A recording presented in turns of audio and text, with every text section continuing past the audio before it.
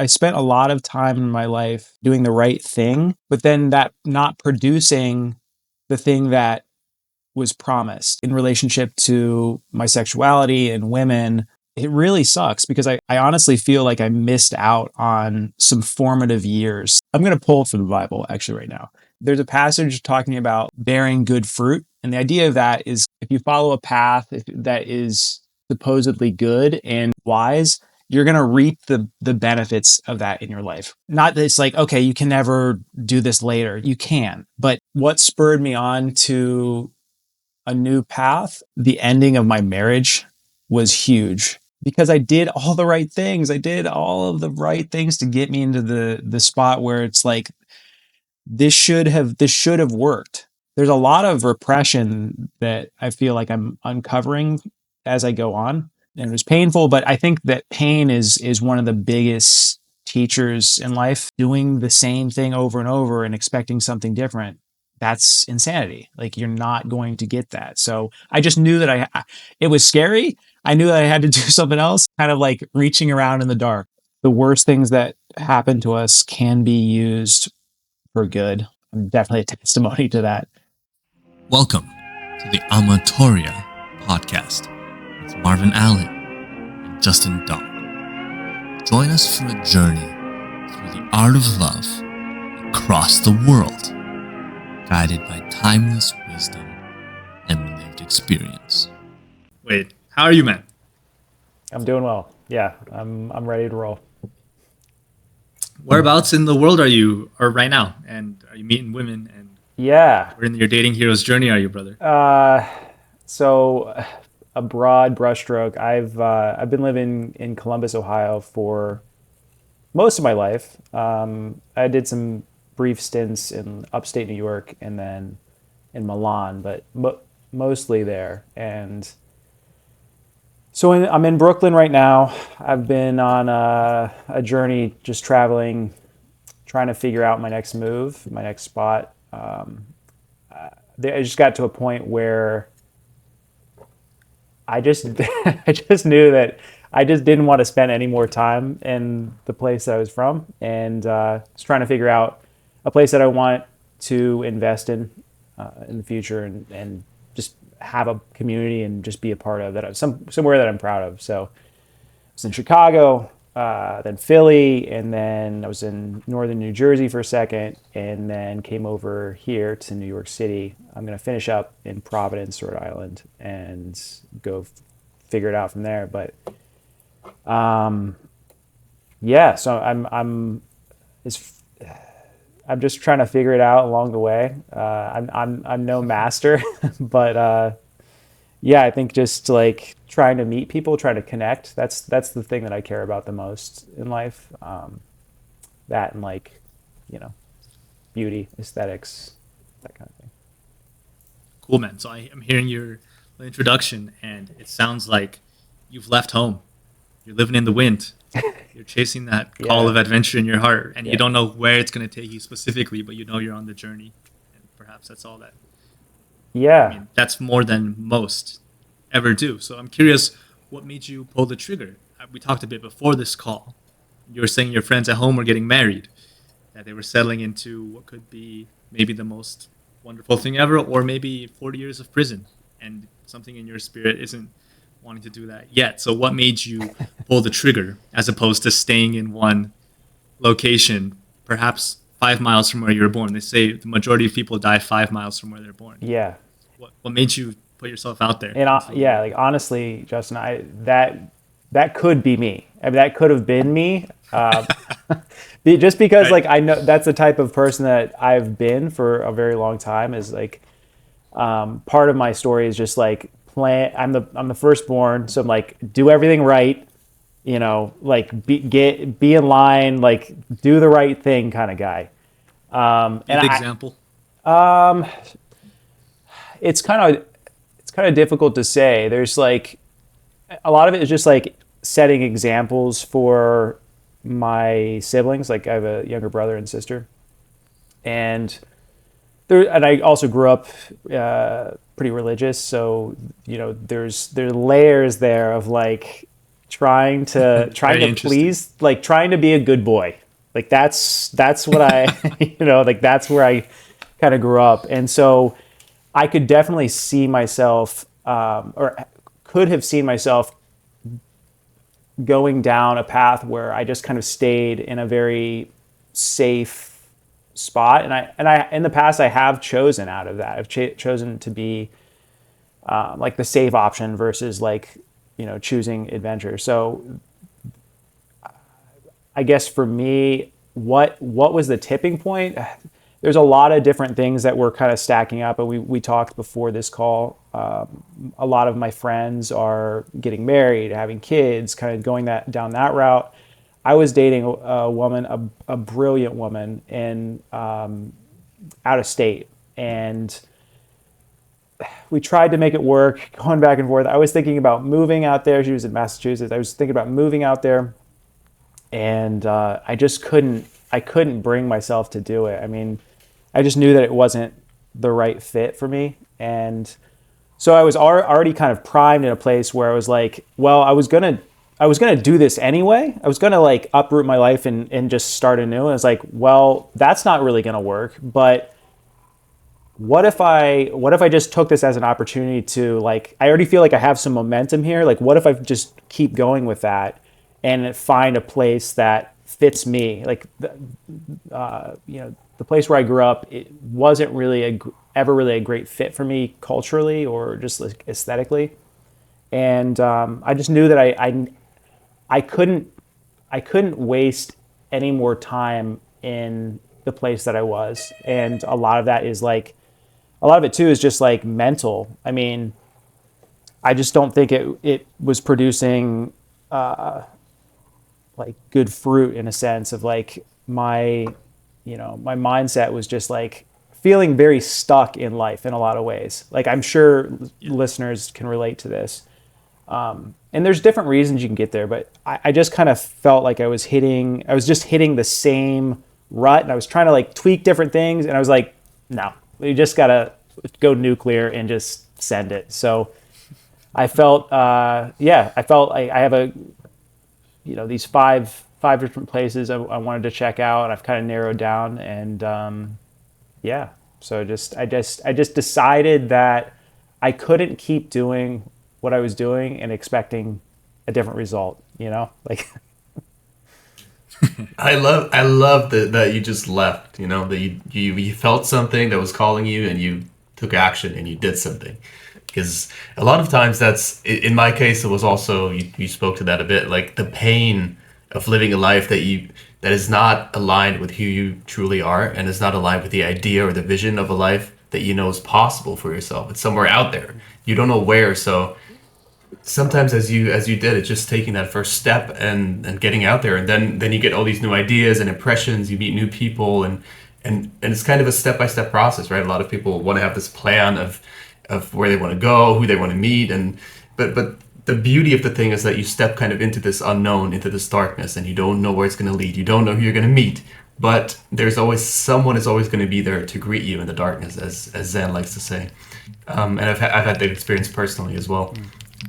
Maybe you could speak a bit more about your experiences so far. Like, what have you encountered once you stepped out into the unknown? What was that experience like? Was it fearful? Were you scared? Did you have amazing experiences? Did you meet amazing people? I've met wonderful people in every city that I've gone to. Made a really really good friend in Chicago, and that was like that was the first place I went. So still, I mean, he's a guy that I could definitely keep up with. I could see into the future. I'm considering Chicago as an option. So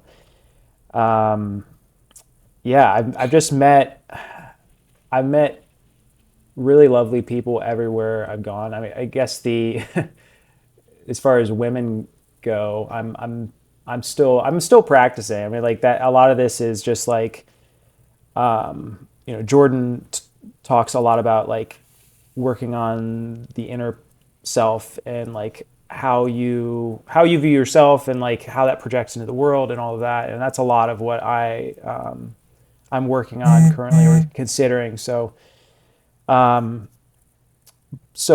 I say all that to just be like, I'm not, pulling a bunch of women here. This is more of like an exploration kind of phase. And but there was a girl that I met when I was in New Jersey, and it was kind of just kind of a cool like happenstance thing. There was like two nights before I was going to leave. I ended up going to this brewery and talking with this bartender. She was cool. There's another guy there that I ended up talking to, connecting with, and he was kind of a local guy. And he was like, "Hey, you should come to this. You should come to this cocktail pop up. I'm doing this at this small coffee shop, and it'll be cool. I'm doing this St. Patty's Day theme." I was like, "All right, let's do it." So I ended up going over there. I don't know anybody in this city. It's like I don't know anybody. And go in there and just kind of, it's small, kind of like it's picking up. And yeah, this girl comes in. She ended up being the sister of the bartender that I met during the night prior. And so we kind of hit it off and go from there. But yeah, that kind of blossomed very organically. And I have gone out with her sometimes since that, and it's been really cool. So, and that's not like it's not really like how I've done a lot of my dating in the past. Like I've kind of been a serial monogamous, kind of like one serious relationship to the next. And I mean, shit, I was married, and so that was like I'm still kind of recovering from very like intense relationships, and just trying to like figure out, well, how can I just do this and have fun? Like that's kind of the point. We're trying to have fun here. It's not just like, I mean, I love to connect deeply, but like, yeah, just kind of having like a more light, airy approach to dating and relationships, and just kind of explore that. A lot of it for the first time too. And I'm mid 30s now, so yeah. Right.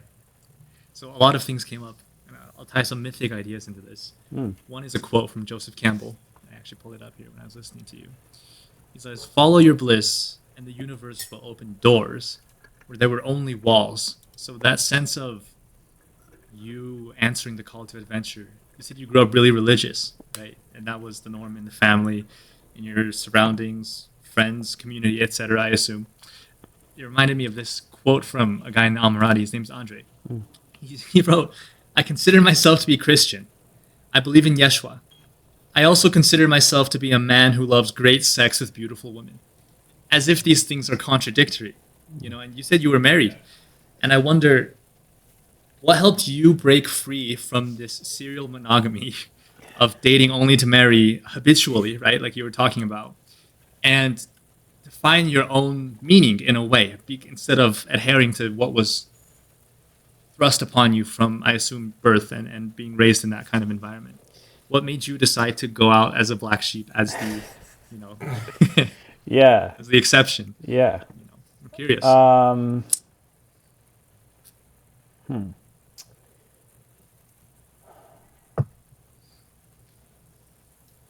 Well, I'll just say that I'm going to pull from the Bible actually right now. There's a passage talking about like bearing good fruit, and the idea of that is kind of that if you follow a path that is supposedly good and like wise, you're going to reap the benefits of that in your life by different like character traits or virtues or whatever. And I want to be careful here. How I speak about this, but I can only speak for my life here. I feel that I spent a lot of time in my life doing the right thing, but then that not producing the thing that was promised. And so a lot of that I'm thinking of like in relationship to my sexuality and women. there's a lot of repression that I feel like I'm uncovering as I go on. Wow. And it really sucks because I honestly I honestly feel like I missed out on some formative years that like, not that it's like, okay, you can never do this later. You can, but there's a kind of a natural timeline that unfolds in life, and learning things at certain times is very useful because it kind of tracks with the natural order of things. So I feel like what spurred me on to a new path. I think the ending of my marriage was huge because I did all the right things. I did all of the right things to get me into the spot where it's like this should have worked. And there's reasons why it didn't work out. And it was painful, but I think that pain is one of the biggest teachers in life. And I just knew that, like, again, doing the same thing over and over and expecting something different, that's insanity. Like, you're not going to get that. So I just knew that it was scary. I knew that I had to do something else, and I'm just like kind of like reaching around in the dark.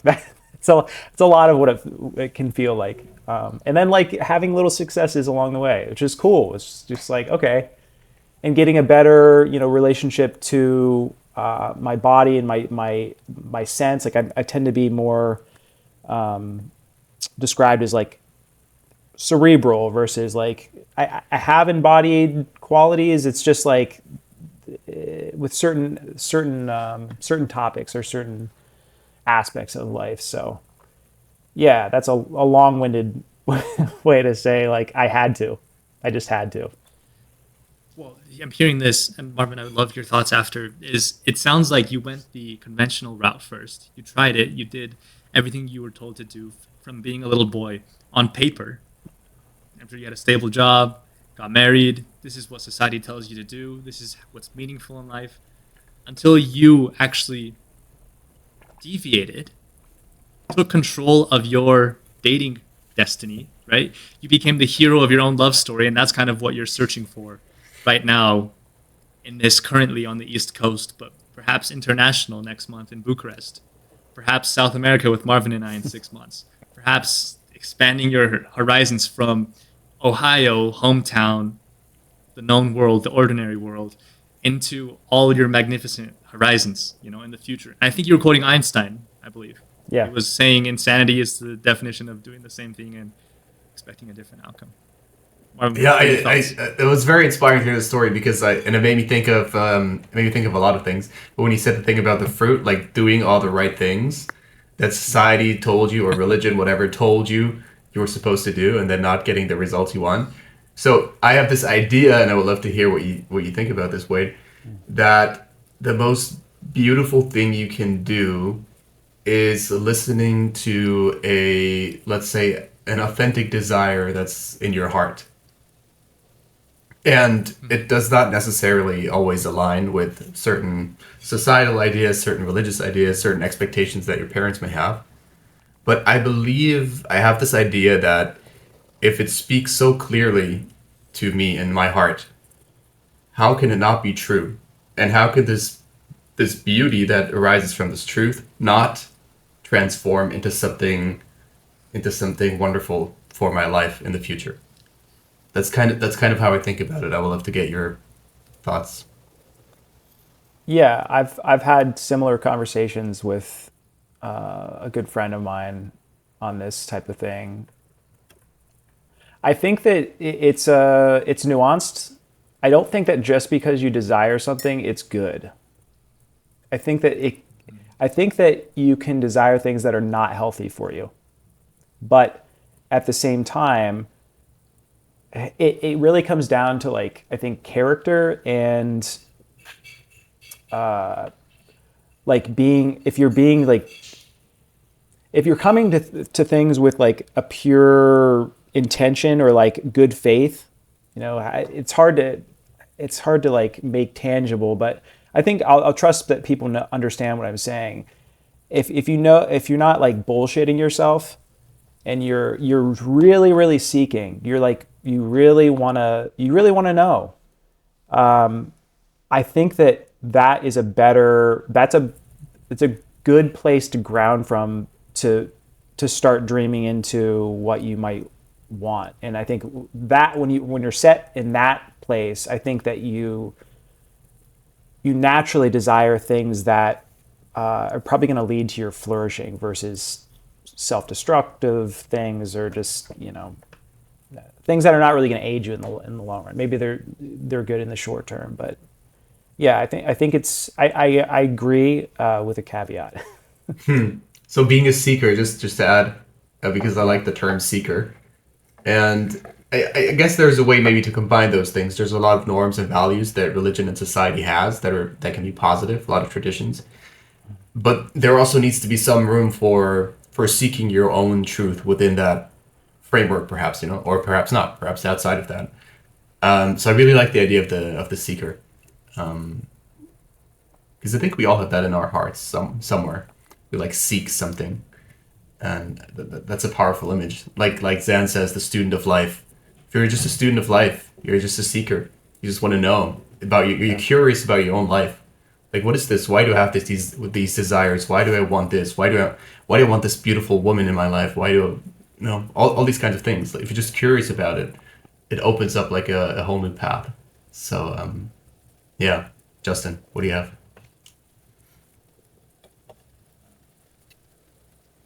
Well, Marvin, my favorite quote is from Campbell. For we have not even to risk the adventure alone. For the heroes of all time have gone before us. Odysseus was in Ithaca, Achilles was in Pythia. It's not a unique problem for man to not be satisfied with his surroundings and to find something different. Which means, and Marvin, you've touched on this, you said one of your greatest fears in the earliest podcast that we did was that the place that you were born was not your spiritual home, that you would have to go and find your community and people and a tribe outside of that. So wait, I hear that echoed in your story as well. There's this timeless aspect of man searching for relevance and meaning in his life. And the concept, I think you guys articulated beautifully, is the idea of authentic selfishness. And there's things that you want that are not good for you, and there's things that you need that you don't want that are good for you, right? To elaborate on your point. But to really sit down and truly ask yourself, am I living a life for me, or whose life am I actually living? Like, being authentically selfish is the most unselfish thing that you can do, because if you're living someone else's life, whether it's one person, whether it's a group, whether it's your whole community, you're disrespecting yourself, by trying to keep everyone else happy. And Marvin, we talk about this dichotomy a lot. Is it better to keep just yourself happy and make everyone else upset, and find a group of people that won't judge you or hold it against you for chasing what has true meaning and happiness for you? Or is it better to keep everyone else happy, but to keep yourself in a dark place? So I applaud you, man. I really want to recognize Thanks, you. man. I appreciate for that. for taking that step, because that's more than most. Yeah. Most don't even leave home. And they say ships are not made to stay in the harbor. If you apply that to men and the psyche of man and that spirit of freedom and seeking, Marvin, Yeah. that has always existed, we're just modern incarnations of that. If we're so important, maybe we're just all going to be forgotten and it'll all mean nothing anyways. But I'm sure at least it had meaning for us personally, right? Yeah. Just to know. And I want to invite you into this exploration. Maybe you first played it and you, Marvin, is the fact that the journey becomes the home. And I'll elaborate a bit. When you go on this path and you can start from simple. Marvin, I really, really appreciate when you said the girl can be the call to adventure. It doesn't have to be some grand, noble, world-saving ambition. It can just be you liked a girl. Then you wanted to me and date extraordinary women from around the world that you weren't finding in your hometown, etc. And American girls can be great, but the conditioning that everyone is exposed to, women go through the same thing, right? So, I was going to tie this to journey. I've forgotten where I was going with this. Help me out here, guys. Well, the oftentimes the thing that calls you first is not the thing that that your journey is really about. It's like, or it's let's say it's just a symbol of it, and then often, but then still, you follow that call, like whatever. If it's a girl, if it's a an author, a mentor you want to see, if it's a city that really Yeah. you vibe with for some reason, whatever it may be, and then you just take that first step, and then along those steps you discover more things that call you forth and more things. And so, as you said, now you're thinking about Chicago. Maybe once you get to Bucharest, you're like, oh my God, these Romanian girls and Zan here and like all this the Amorati. Like I gotta go to Bucharest, and then maybe it's Argentina. Who knows? Yeah. um, Yeah. yeah, so it's like that, right?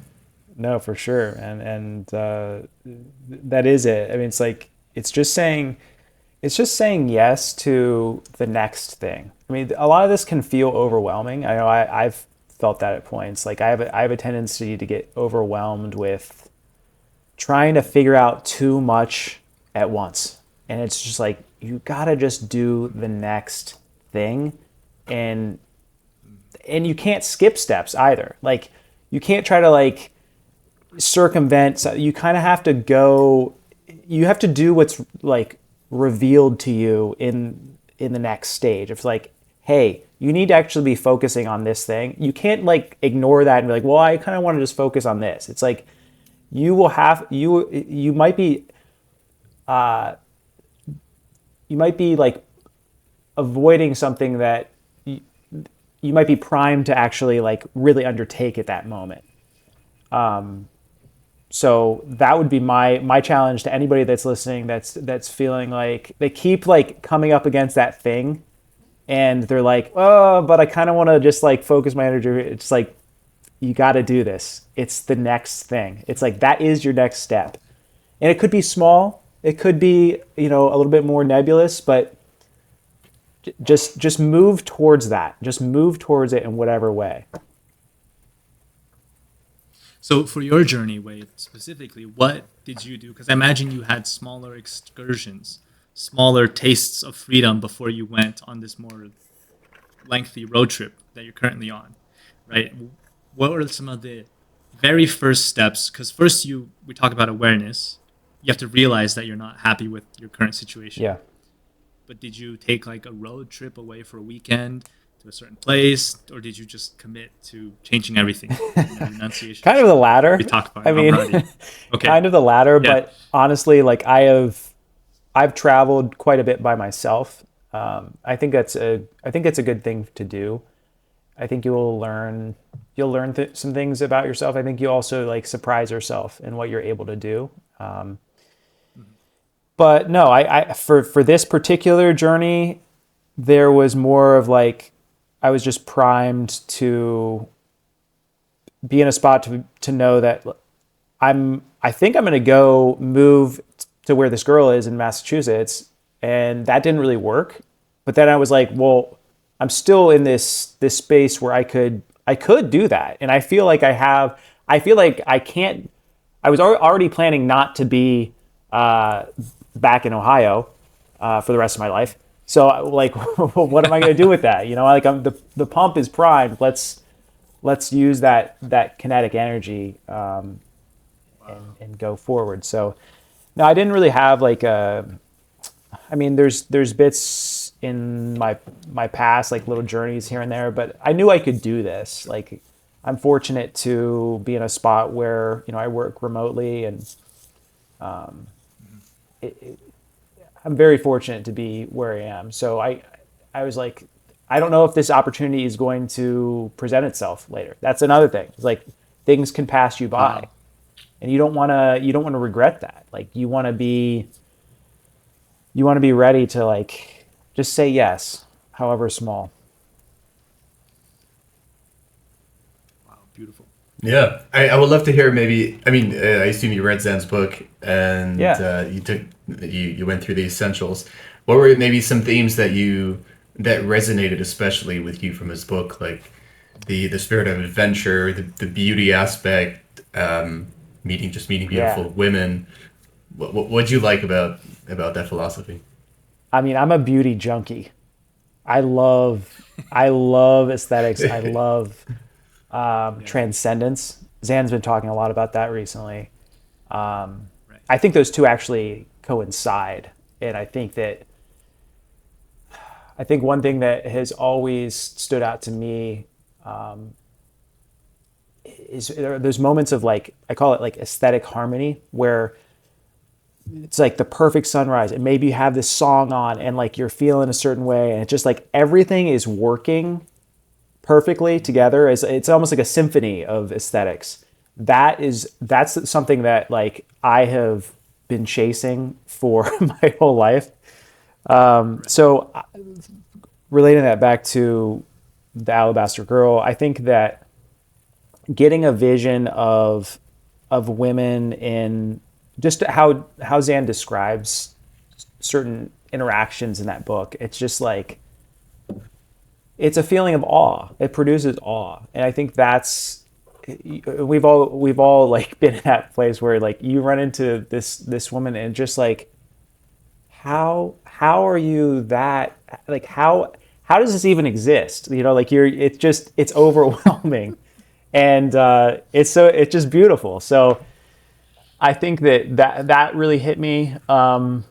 One story that always just like really warms my heart, and the thing I think one of the stories that like just pops out is the the three women in the club that he's talking to, and the one nearest to him that is more overweight and maybe not his first choice, and he goes on to explain that some guy kind of comes up and insults her, and it's just like it kind of sucks. But then he goes on to like really see her and make her feel special and like that, and just like gallivant her around that club, and who knows what came of that. But I just think the spirit of that is really beautiful on like on an empathy level, and that's one of the things that like that type of spirit is the thing that stands out in Zan's work for me, and the thing that like is very motivating.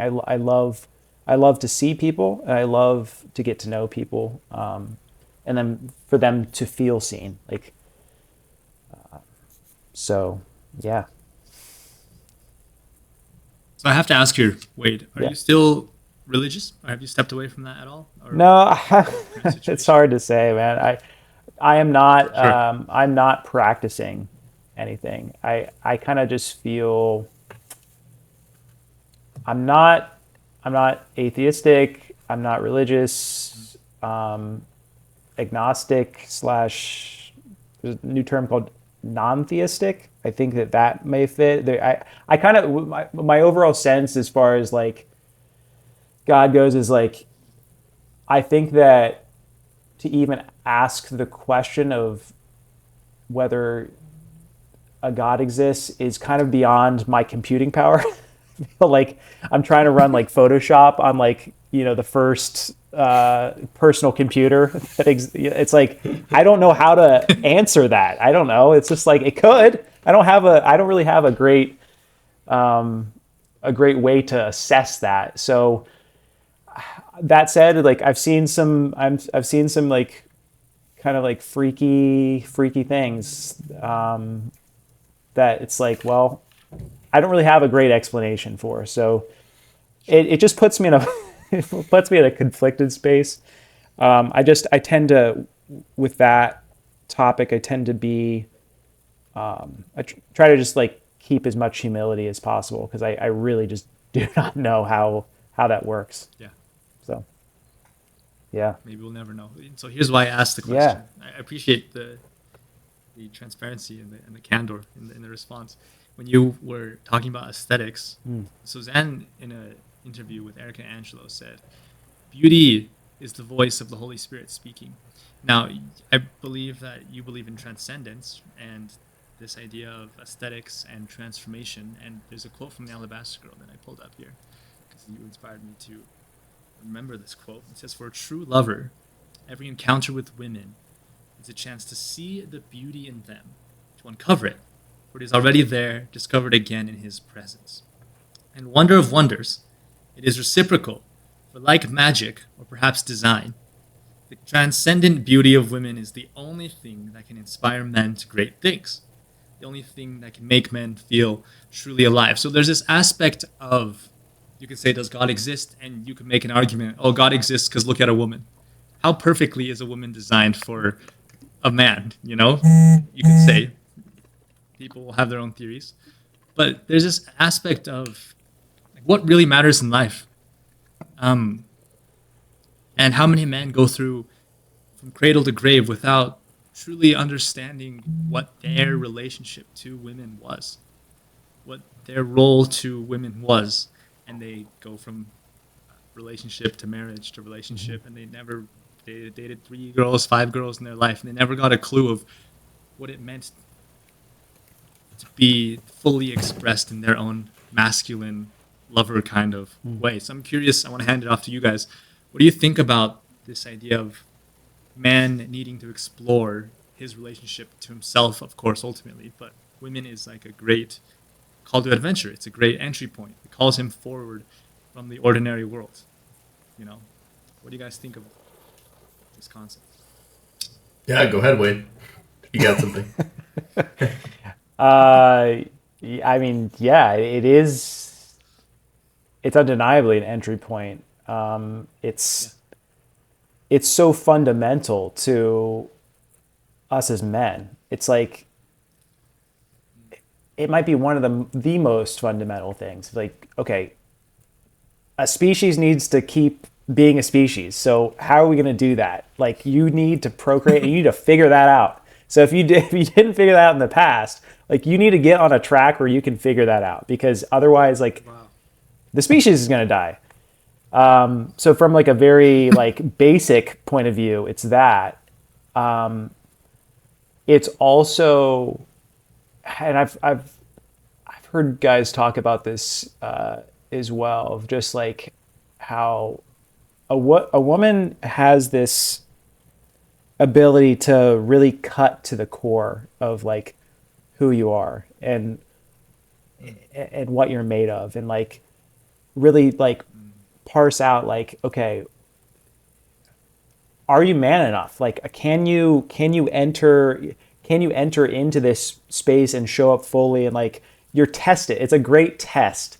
And so I think there's something there with like the beautiful being sometimes so overwhelming. Like I've heard I think it might have been Jordan Peterson just talking about the overlap between beauty and awe and like fear, and how there's like I think they did some type of study where primates would like, they have this, I think it's some type of chimp, I'm butchering this horribly, but like there's some type of chimp that they have a specific call for when they see like a snake, and they will all gather around and watch this snake, and they're fascinated by it. So there's like this fascination and awe, but at the same time, it's like very dangerous. So there's some type of connection in our DNA, I think, that speaks to, like wanting to get close to something that's beautiful, but then also like kind of recoiling a little bit, like. It's that overwhelm sense that so awe and like, I think it definitely tests men, and I think it is a good entry point. But yeah, Marvin, what do you think? Yeah, I think it's. I mean, any man can relate to that because it's so ubiquitous, right? Every man has had this experience of being in awe of a beautiful woman that's been in your life somehow, or that you've been on the street or in a cafe, and so that, I think that's one of the reasons it makes it a fantastic entry point to start exploring that side of you more. What is that part that causes this feeling of awe in me? It's because in its essence, it's kind of a mystical experience as well. This experience of beauty, of awe. It's something. Yeah, it's a mysterious thing, and if you're curious at all about your own life and about your experiences in life, then you want to know more about that, and you want to have more of that in your life, right? And you want to to seek these things out that produce these feelings of fear and awe and beauty and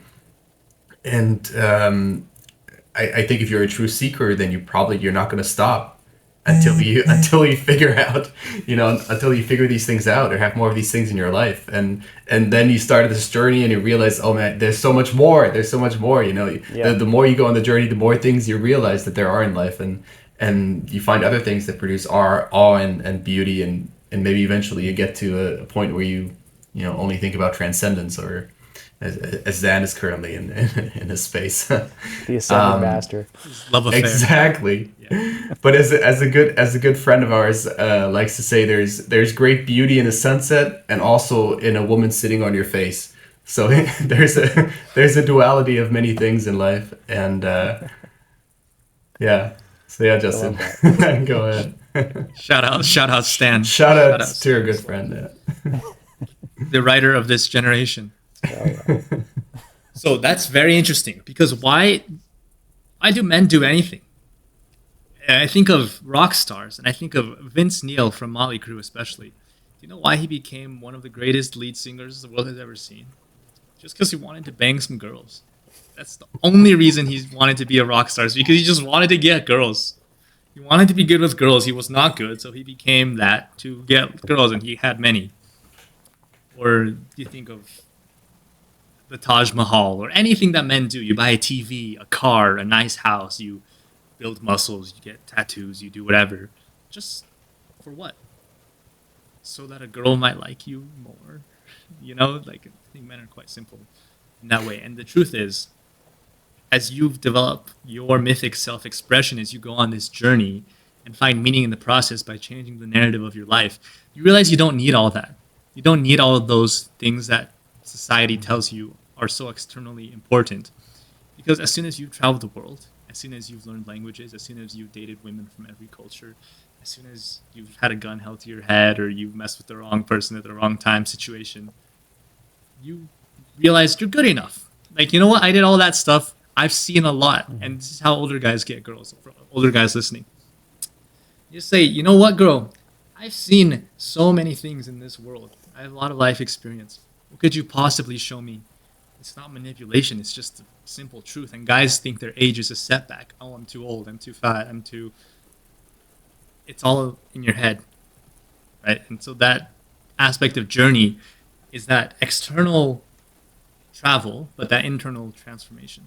Because to know that if you put yourself in any city, any country, any continent in the world, and you can show up fully as yourself, regardless of what the girl says or the group of girls says. You go to a group of girls, it's true. All the beautiful women sit together, and because when you compliment a group, they don't feel weird because it's elevating all of them.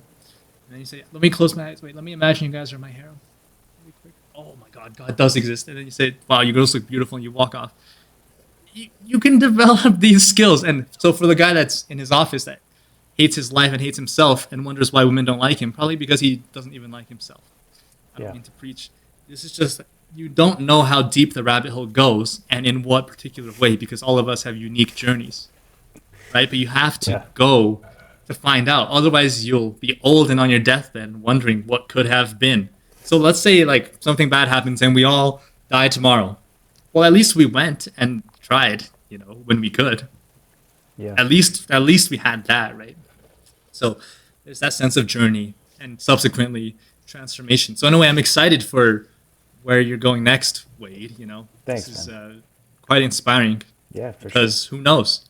And you're an artist, and you have a different approach. And I would argue, and having talked to you a little bit, when you look at a woman, you probably see more beauty in her than an average guy, because you're into art in general, right? So your style might shift something more into, I like beautiful things. I'm an artist, and you are a great work of art to me, and that just lands because it's coming straight from who you are. Yeah.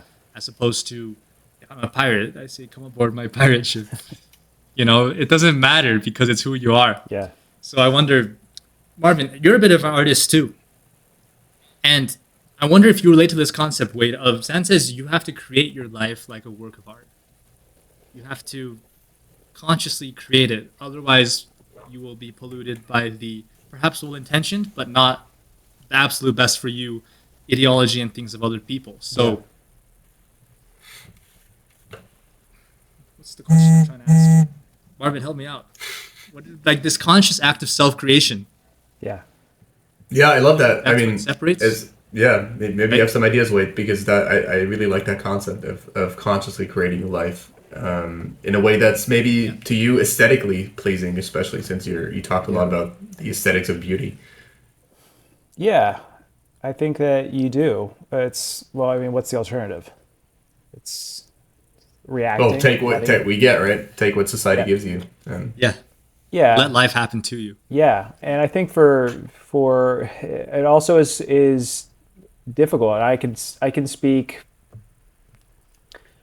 mostly as like an artist, a designer that like I think for one of the dominant themes that I have experienced in my life, for better for worse, and maybe it's true, maybe it's not, but I've always kind of felt like an outsider, and like who I am doesn't really always fit very well with how society operates, and so I think that there's a particular challenge for the creative person to find their way, find a place within a world that not everybody's like that. Not everybody is on that path. And so just by nature of like, percentages, you're just not in the main stream. You're not in the most popular way to do life. So a lot of that is like, yeah, you have to take on that challenge of choosing a way and figuring it out. And it can be overwhelming. I mean, I've said this already, of just like feeling like I don't know what the hell I'm doing. Like I don't have a fucking clue, and I'm just trying to like, I'm feeling around in the dark. I'm going forward the best I can. Sometimes I'm, just get depressed and like feel like I'm not making any progress, and then I recover. And, it's just kind of it is something that has to be chosen. And I think that just the will to choose is enough for somebody to get going. And I think that if there's anything, that is the message that I would want to give on to somebody else. And what I've learned from this particular trip, trips past, that, like we were saying, you have to just take the next step that seems right to you, that's obvious to you, that you can see, and just the next step will be provided. I think that's the one thing that I've found, and especially with somebody like likes to have a little bit of control. You just have to trust that the next thing will be presented, and it will be. Like you have to experience that for yourself, but just take it from us that it is something that will just present itself to you. It will make sense. It will make sense. yeah, and actually, that's an incredible experience to have, right? Yeah. Because you had faith in yourself and you took a chance, and then that is rewarded by there being a next step, by there being someone that you meet, by there being something that you find that you didn't know was there before. So that's an incredibly rewarding experience, and it gives you more courage to go ahead and take more chances on yourself, and have more faith in yourself, and create the life that you feel is possible for yourself. Absolutely. Yeah, for sure.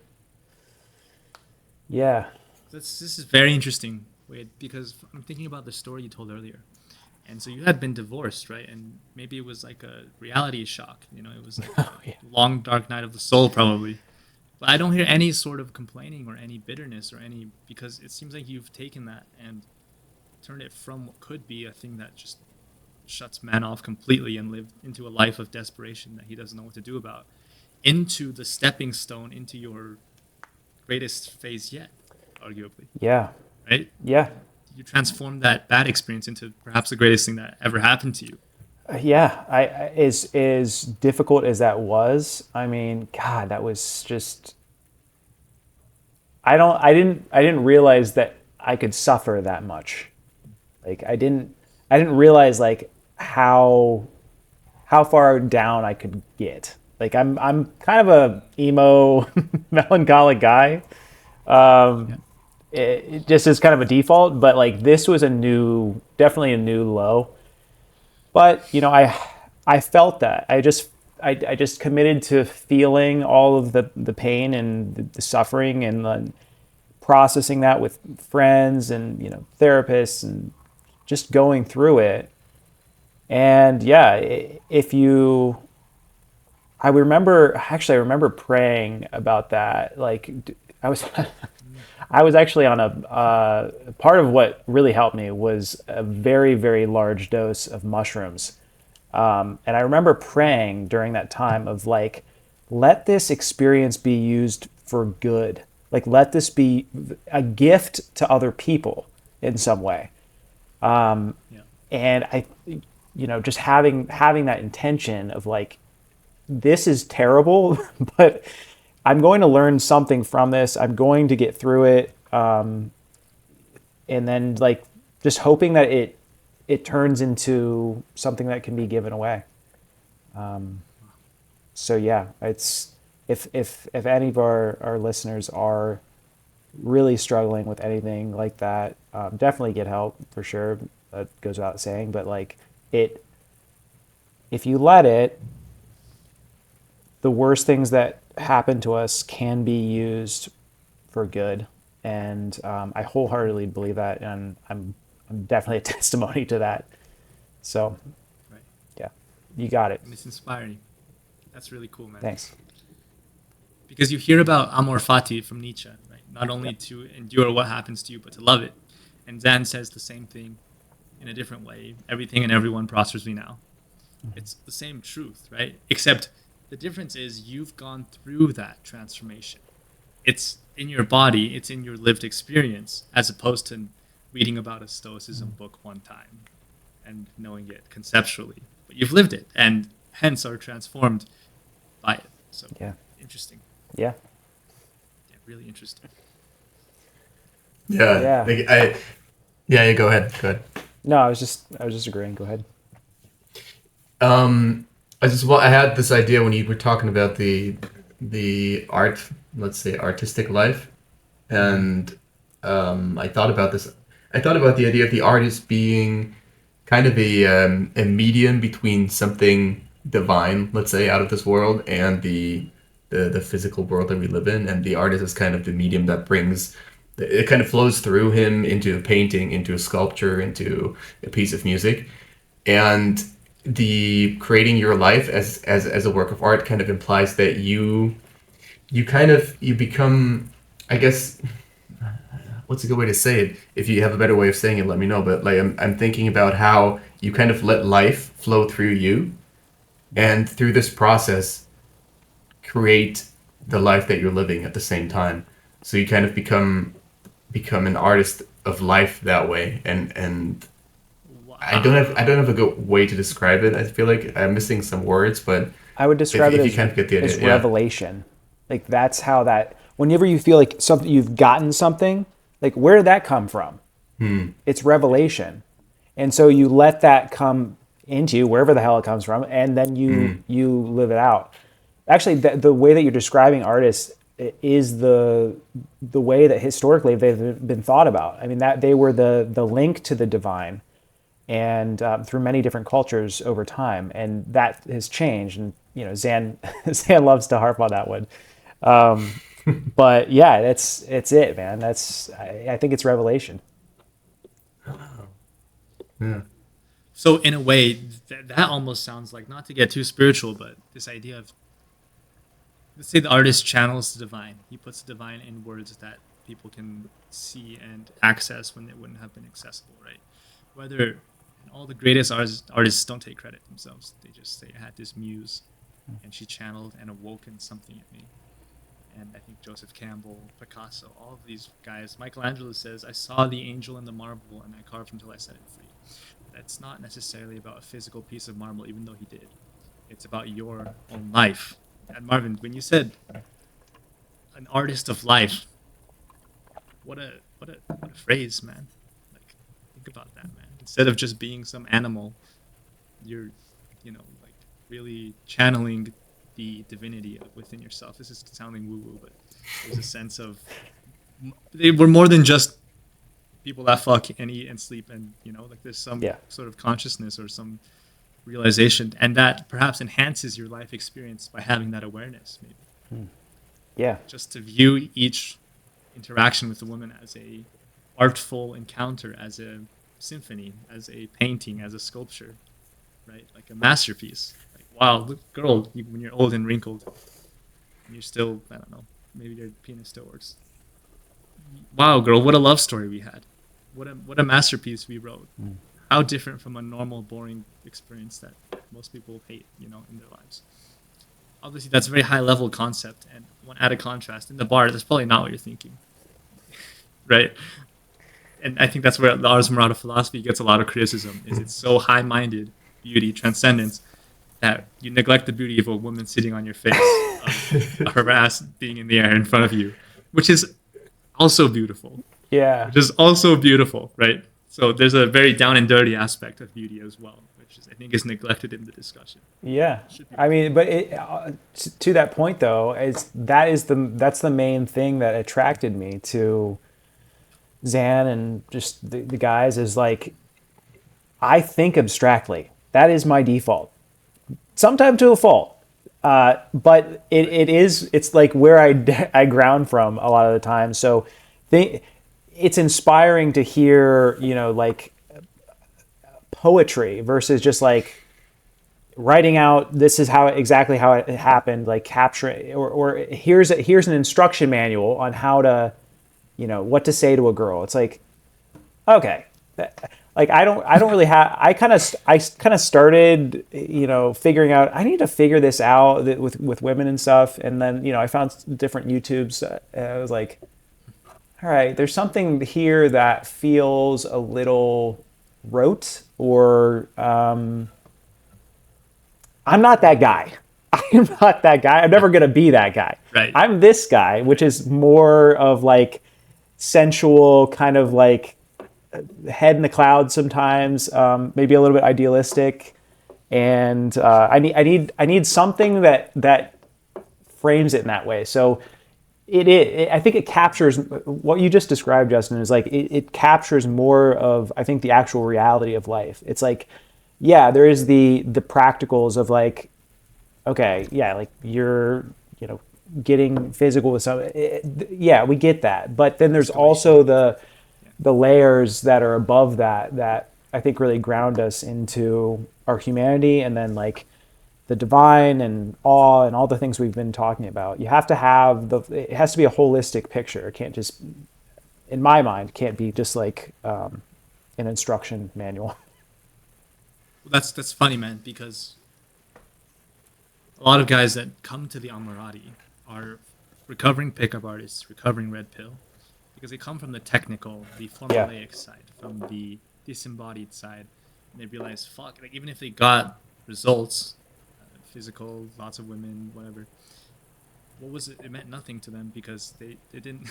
There was a lack of higher level to what they were doing. Yeah. But at the same time, what Ars Amorata doesn't neglect is that there is that profane level of reality, but also that sacred. Yes. It's that duality and that simultaneously existing kind of thing that really, I think, they say Zan Perion is your pickup artist's favorite pickup artist, because at a certain point, when you've had enough sex and you know the lines to infinity and all the formulas and stuff, you realize, well, this means nothing. If I could be with another 1,000 women, why? Like, it's just shallow experiences across the way, and there's a depth that. Yep.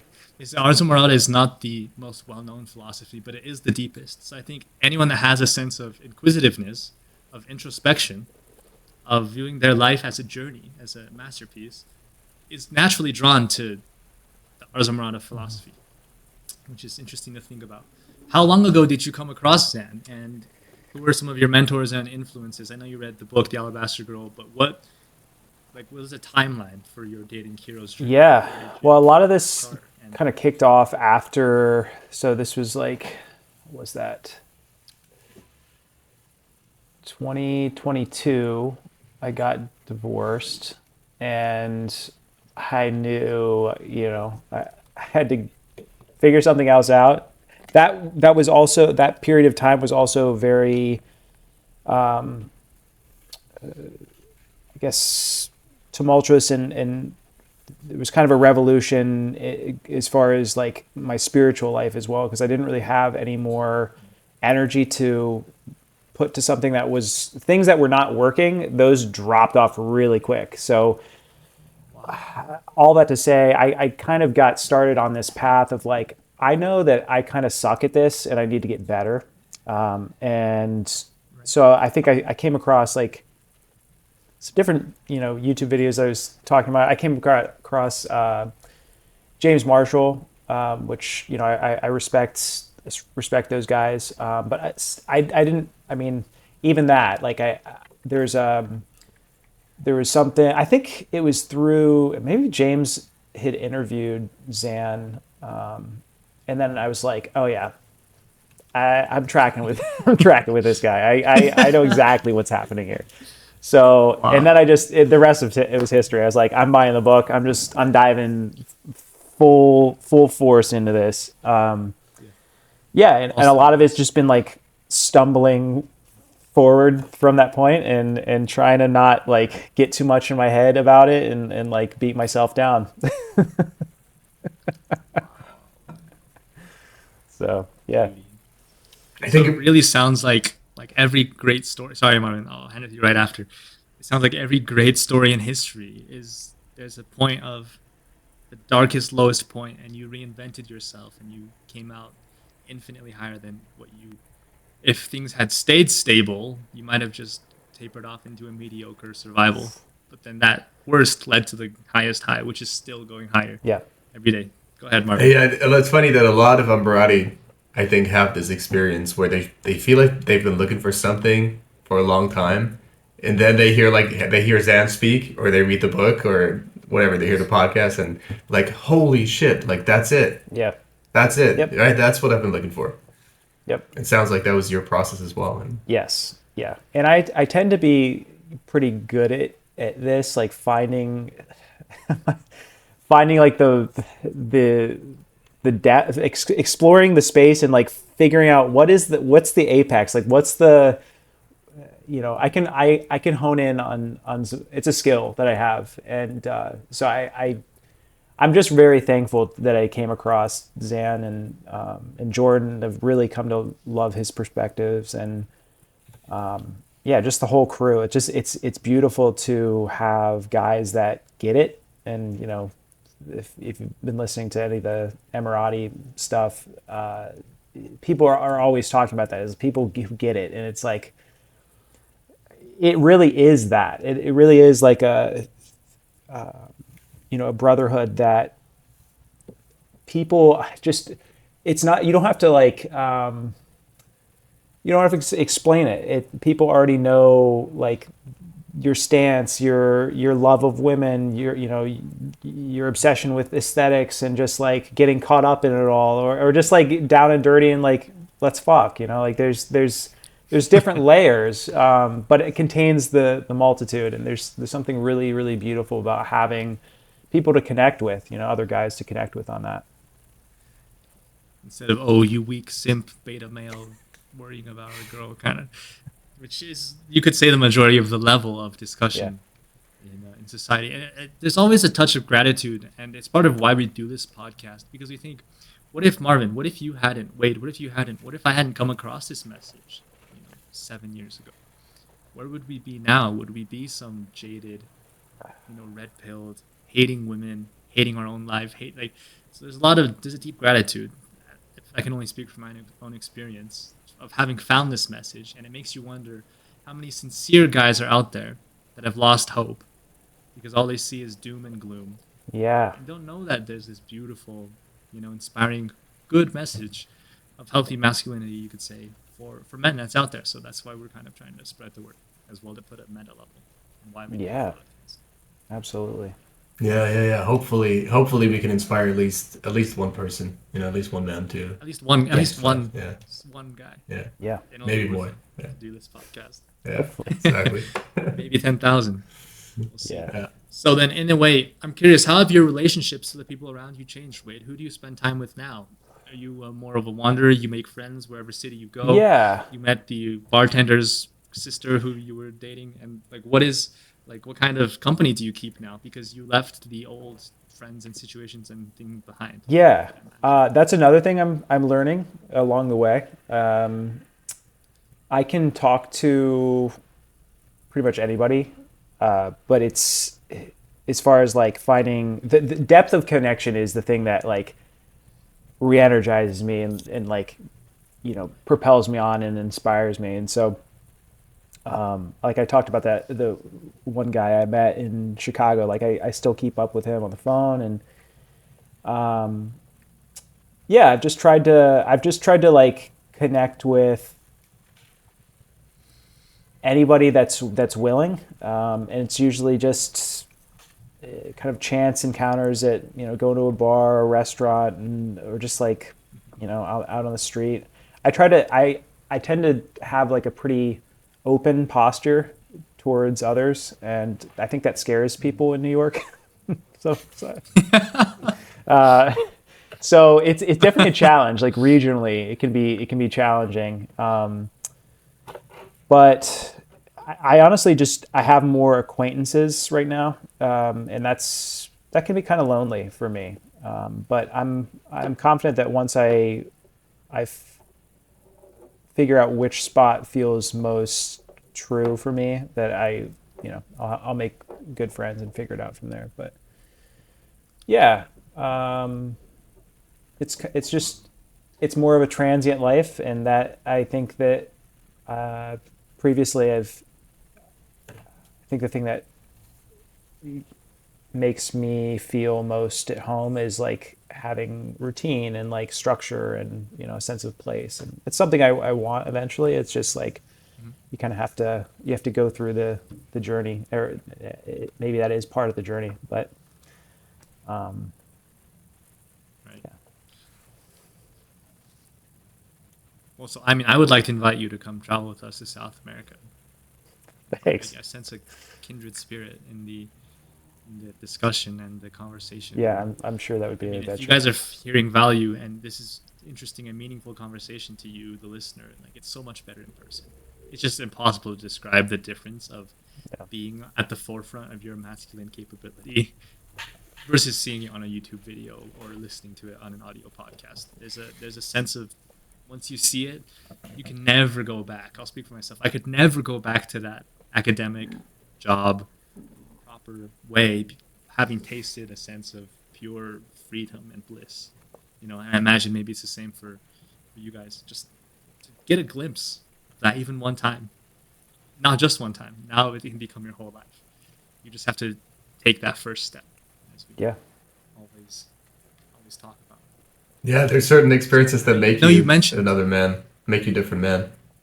Have you, you're reborn, an encounter with a woman and an experience in Brazil, whatever it may be, traveling that changes your entire outlook on life and your perspective, and you just got to find more of that.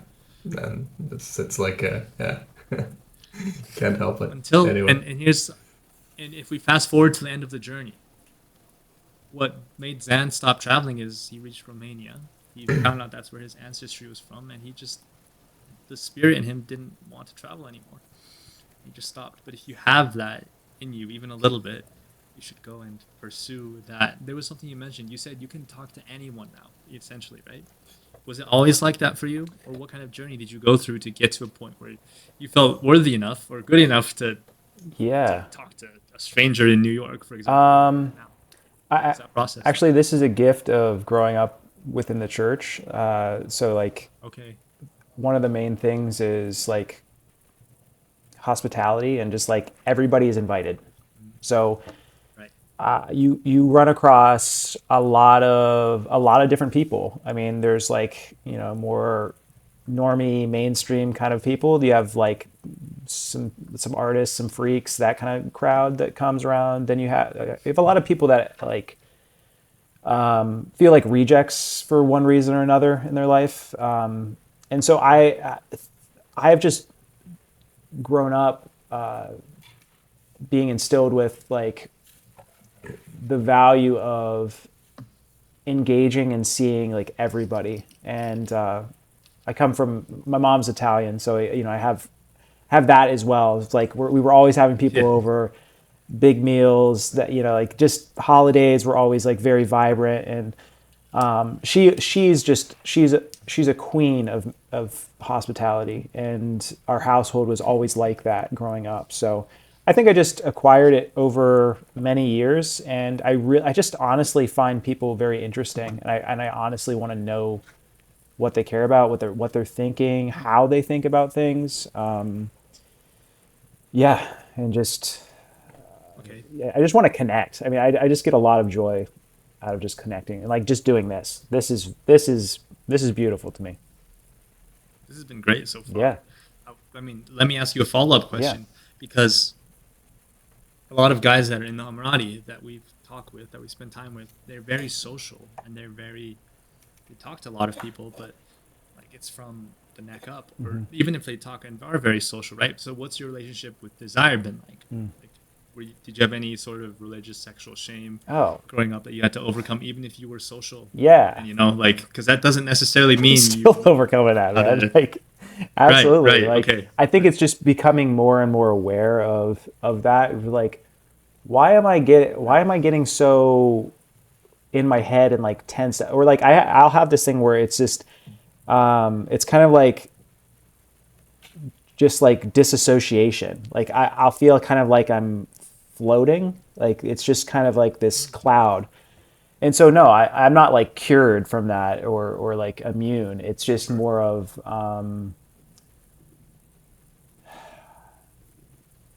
I don't know. It's hard to speak to it. It's like I guess what would you like to know as far as far as that dynamic? Because it's Well, the upper sure, sure, energy. sure. I get the upper energy, lower energy, that whole thing. Yeah, because a lot of men are great Yeah, conversationalists. They know how to introduce people. They know how to party. They know how to socialize. But then there's a deeper, lower moving energy yeah, that is their sexual nature. That is the lilt in their voice. That is the you'd let me do whatever I want to you. That like where I come from. I was a great entertainer. I was a dancing monkey in the club. I was talking to all the girls, and none of them they liked. This funny guy. He's cool. yeah. He's nice to be around. He's not a threat. But there's nothing that in the woman that made them lust for me. My personal story. Maybe you relate, Marvin. Maybe you relate. That's like a. And so I think if this shifts our discussion a bit, there's an aspect of lover versus passport bro that I was thinking about a lot recently. I'd love to get your guys' take on this, because a lot of guys see their difficult situation and they leave, but they don't do any of that inner work, so to speak, of developing that lover in themselves. So they end up in a foreign country where things seem nice on the surface. They have their novelty, they're white in the South American countries, so girls like them maybe for their personality, maybe for the fact that they have a passport. They could take them out of the country. There's an aspect of this.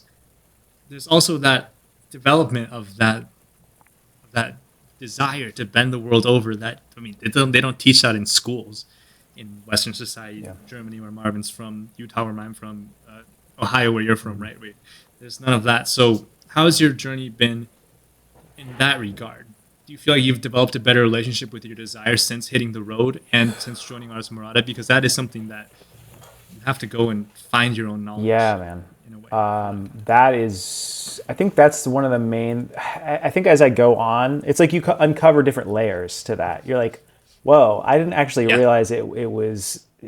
Now we're here. Like it just keeps you keep peeling off layers at onion, and I think that's part of the work that I'm doing right now is just bringing attention to that, or like my just reactions where I'll be too tense or just like too up in my head. But then there's other times where I'm like for whatever reason it just kind of flows, and I'm breaking through, and connecting with everybody is easy.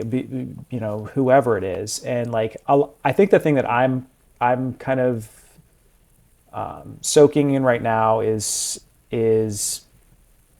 feeling that attraction, that drive, and then I think there's conditioning to be like, hide that, or like you don't want to lust after women. You don't want to like, you want to like just suppress that, or just keep your mind like kind of neutral. And so it's kind of like peeling that off and just allowing myself to be attracted. And then like, I think the thing that's really interesting and that feels most natural to me is the subcommunication piece. A lot of like just like using your eyes alone.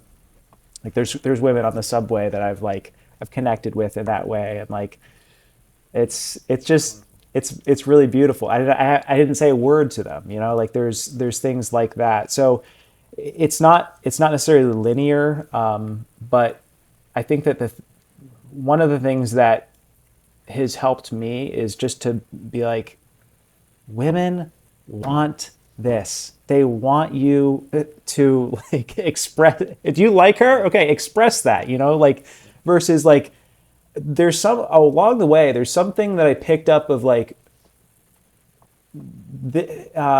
expressing any type of like desire or attraction is somehow sinful or wrong, or like I don't, and not even that was being preached, or it was just more of like by association, you kind of like you start to, even if the message is not that, you can kind of like inadvertently it becomes that of how you interpret it within your body. And so I think that's the thing that I'm like, wow, it's just been years and years and years and years and layers that have built up, that I'm just kind of uncovering and like just bringing awareness to, but then also like speaking to, and the fact of like, women want you to approach them. They want to feel desired. Like if you don't do that, they're not feeling beautiful. They're not, being celebrated. Like that's not good. We want, so it just kind of like different layers that I'm bringing attention to, and then like just slowly, engaging with, and like, well, in a way, it's decades of programming that you yeah, we talked about this so much, right? overcome. Yeah, it's peeling. It's Right. it's more. It's much more at some point about peeling stuff back and letting things Yes. go, than learning new techniques or new Yes. things. Yeah. So yeah. I think that And- was go ahead. Yeah, go ahead. No, I was gonna different say, topic. like initially when I first got into like the seduction world, I was like, holy shit, I don't know anything. I gotta like learn all this, and that's my default, is like gather a bunch of information and like sort it out.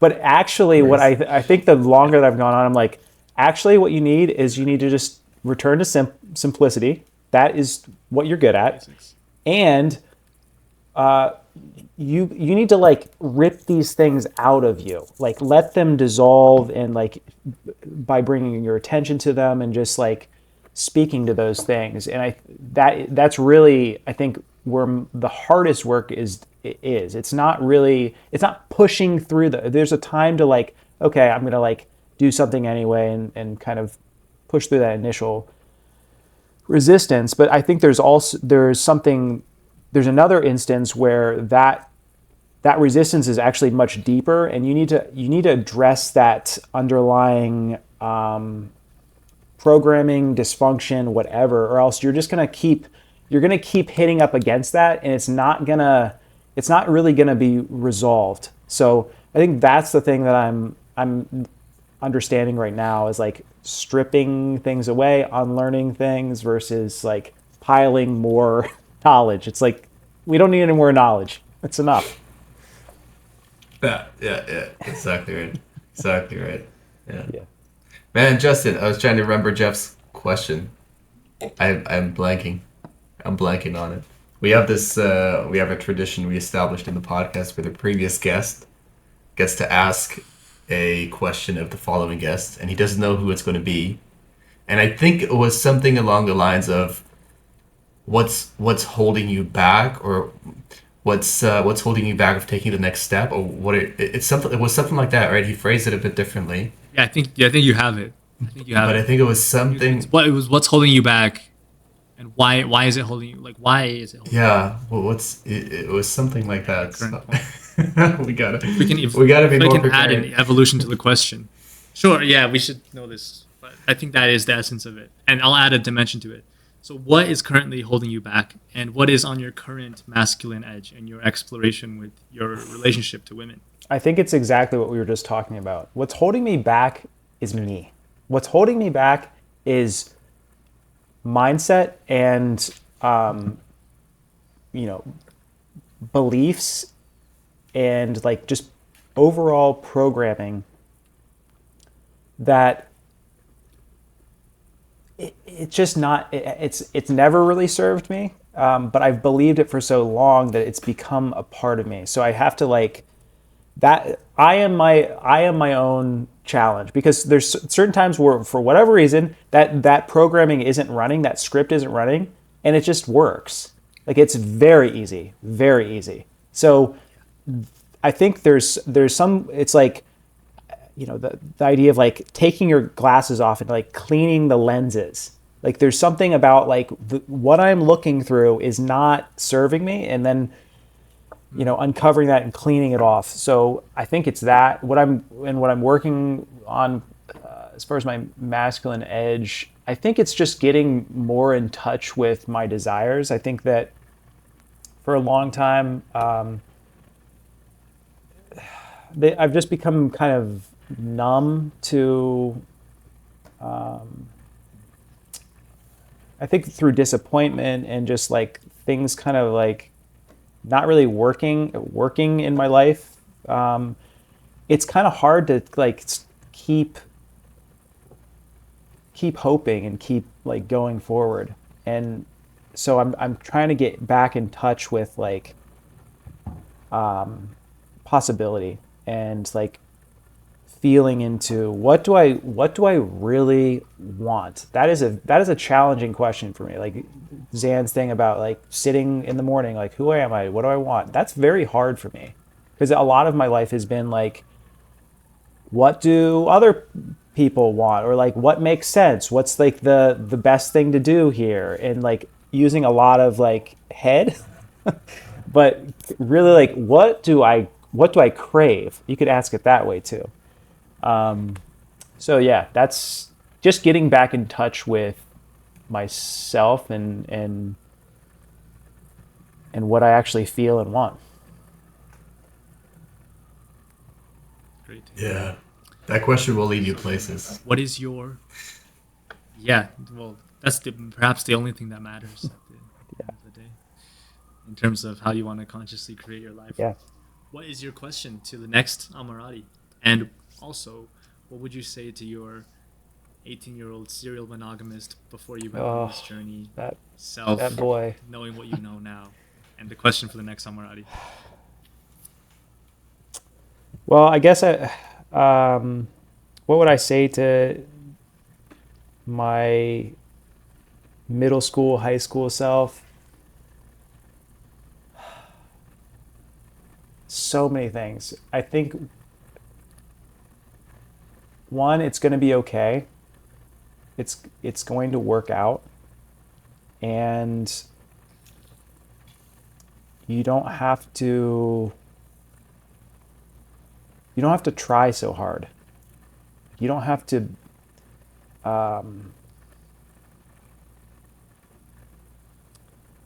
you don't have to strive to get where you want to be. You just kind of you have to tune into yourself. Now, I wasn't in a place where I could receive that then, so I don't know how much it would have helped, but that's what I would say. That's at least what I would say. As far as a question for the next member, well, we talked about. I brought up the concept of aesthetic harmony and like transcendence. Mm-hmm. What was the last moment where you were completely enveloped and overwhelmed by awe? And what did that feel like, and what did it produce within your body? Fantastic question. What a thought. Yeah. Great question. What a thought that is. So, I want to thank everyone for tuning in to the Amatoria podcast this week. This has been Wade. Gwin, how can people find you? How do people get You more in can't touch find with me. you? Google my name. Can't find you. Google He's my off the name. map. If you're interested, Google my name. You can find my website. I have my design work up there, but I'm not on social media, Leave some so description. that's it. Okay, we'll leave a description to everything there. Until then, thank you for your time. We only have so much in this life. Yes. We will see all of you guys next week. This has been Wade. Take care, everyone.